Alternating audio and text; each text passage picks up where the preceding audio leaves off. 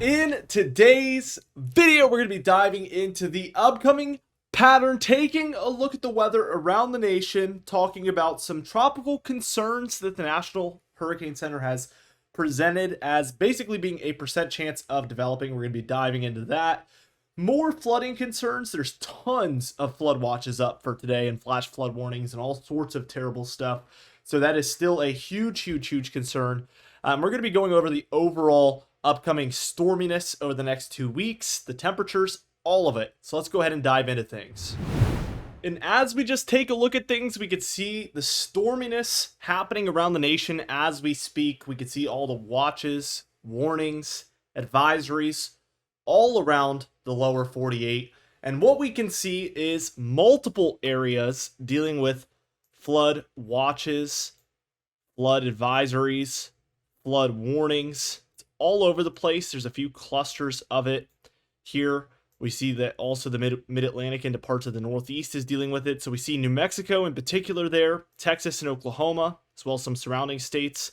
Some of the Midwest here, like Iowa, Missouri, Illinois, and then again, this kind of mid-Atlantic Northeast cluster as well. This is obviously a whole lot of flooding advisories and warnings and watches. This is crazy stuff. Very similar to what we've seen over the past week or two, as far as just tons of these advisories being out there. It's pretty crazy. Not a whole lot in the Department of Severe Weather right now as far as warnings, but there has been some today. Let's just zoom into some different areas, take a look at some of the storminess that is happening. As we look at New Mexico in particular, we do see where the flood watches are at, and we can see that their thunderstorms are just starting to pop up on the northern end of things. So those are becoming present from the Santa Fe area, kind of northward is where we're mostly seeing these. There is a couple here to the south, but we do expect this to kind of pick up as the day and the evening goes on. And if I'm not mistaken, we'll take a look here, but yeah, so these are going to be going through basically the night here today. I guess it is kind of mountain time probably in New Mexico, so that'll take us into the late evening at least. As we take a look at the Texas, kind of Oklahoma region here, we could see a lot of thunderstorms around, especially for Austin, San Antonio, Houston as well, although they don't have the flood watches or anything. Waco in there. So we're seeing these mostly on the southern end here already popping up. Clearly a bit of like a kind of southern, more tropical Gulf flow moving in, which is obviously going to bring with it a really rich amount of moisture into a lot of these areas. We do see some of these isolated thunderstorms starting to pop up for Oklahoma, as well as a little bit of Missouri and Arkansas there. These are expected to worsen through the day, and also for Fort Worth and Dallas, that whole area, it is expected to pick up, and really a lot of this is moving that way, so it's pretty clear to see. Now, as we take a look at the Midwest, we could see for states like Missouri and Illinois, there is a lot of precipitation out there. We could see thunderstorms and heavy showers abundant throughout these two states. Looking at areas north of St. Louis and south of St. Louis, they're in a little bit of a dome right now where there's not a lot of precipitation over them, but it is expected to move in, especially these southern ones. Columbia, Missouri, and Jefferson City seeing some precipitation around. And then we see areas like Jacksonville in Illinois, Bloomington as well, Decatur, Urbana, or I think that's how you say that, Danville as well. We're seeing heavy precipitation in these areas, and there is some flood advisories up and around for these areas. Now, it's going to be hard to break down the Southeast. We don't have much in the way of flood watches. There is a few advisories here for South Carolina and North Carolina there. Also, we could see there is some along the Mississippi River there between Mississippi itself and Louisiana. But there is a lot of thunderstorms around, which isn't too rare, obviously, this time of year. The thickest cluster of these thunderstorms, I would say, is for this Kentucky, Virginia, Tennessee, down through Mississippi, Louisiana, Alabama, and Georgia area, also the panhandle of Florida. There's just a lot of isolated and scattered thunderstorms throughout here. And if you get one or more of these that are heavy as far as precipitation, you can obviously see flooding from this. We do see that they are scattered about throughout the Southeast region. We're talking about Florida, Georgia, South Carolina, North Carolina, certainly bringing impacts there. But I want to move us up to the Mid-Atlantic where we do have those flood watches. And this area stretches mostly from Virginia northward into Maryland, Pennsylvania, New Jersey's in there as well, and then New York State. And we can see some thunderstorms already starting to pop up for this area. We do expect a lot of this to spread from west to east into this area where we have the flood watches around. In Virginia, the southern end in general, that already is happening. We do expect this to overall become more filled in with storms later on today. There's just a whole lot of thunderstorms out there, so it's hard to break it down region by region. Already some flooding happening for the Richmond area, and then also as you move to the Virginia regions just to the south of Maryland there, a lot of flash flood warnings and flood advisories already in effect. So this certainly shows you that there is a lot of potential flooding that is going to occur. Because these areas have seen so much precipitation already, it's not going to take a lot to start sitting on top of the soil and not really soaking through. So flooding is a big time concern still for many different areas around the nation. Now, as far as the tropics are concerned, we still have this area. It now does not include the southeast offshore areas anymore. It's going to be for this west coast of Florida, westward across a lot of the northern Gulf. We still sit at a 20% chance of development over the next 7 days and a 0% chance over the next 2.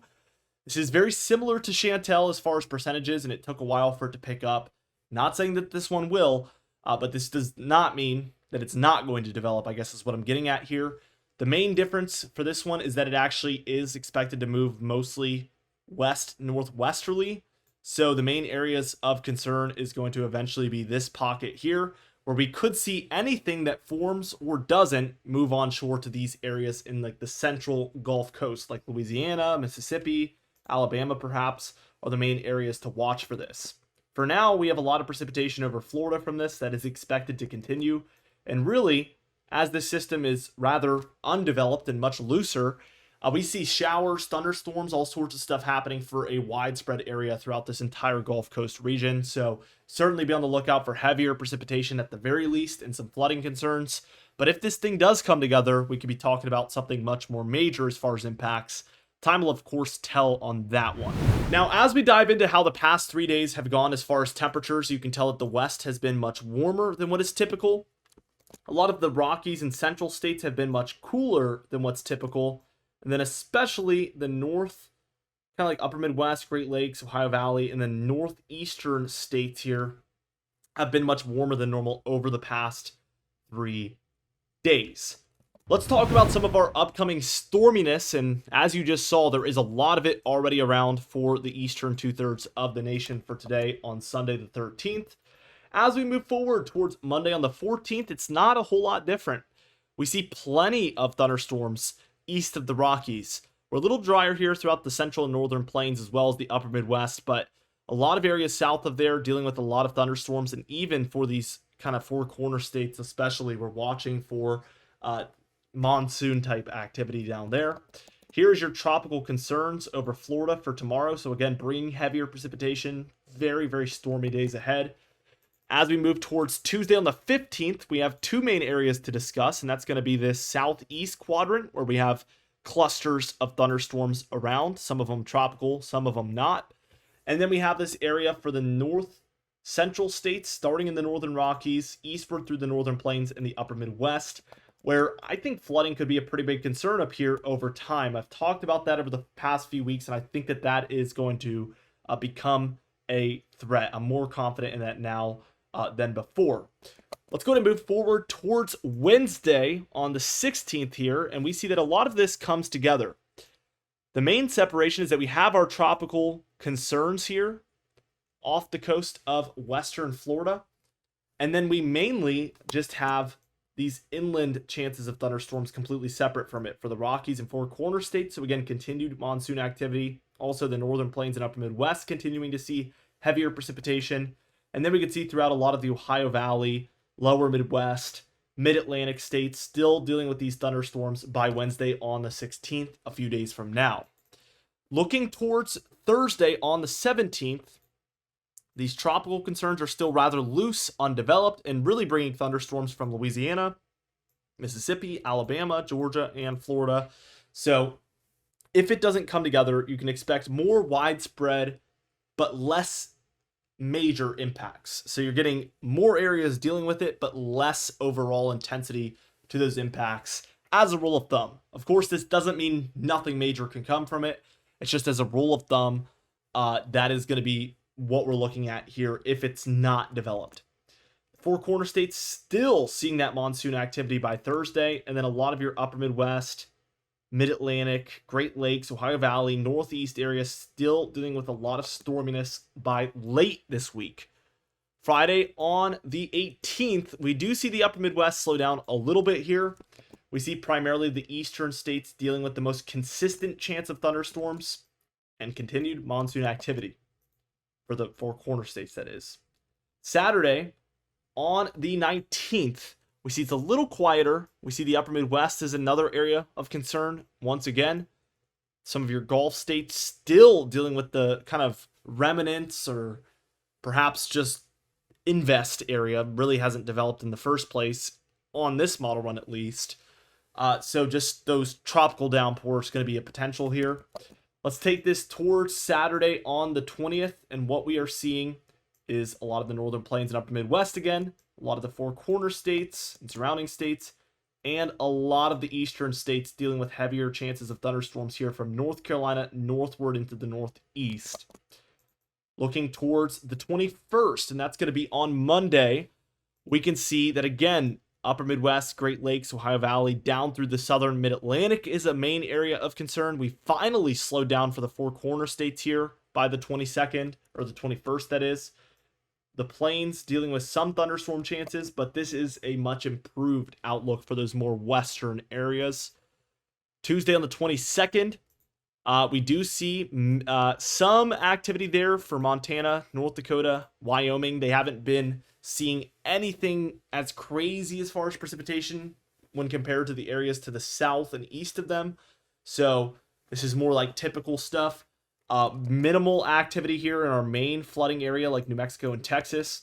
The eastern states, however, are continuing to see heavy precipitation here, even by the 22nd. Wednesday on the 23rd, southeast area again kind of stands out as the primary area to watch with minimal activity out west. 24th here on Thursday, we see the southeast here still dealing with these daily thunderstorms. And then from the Great Lakes eastward into eastern Canada, we do see a pretty strong low here, bringing a lot of precipitation to those folks. And a little bit of precipitation returning to New Mexico, Arizona, Colorado, something to kind of eyeball and see if it's expected to worsen. It is important to note that we are at hours 276 by this point, so we are beyond the 10-day mark, which is really when we start to call it the long range and tell you guys to take it with a grain of salt. So please do that.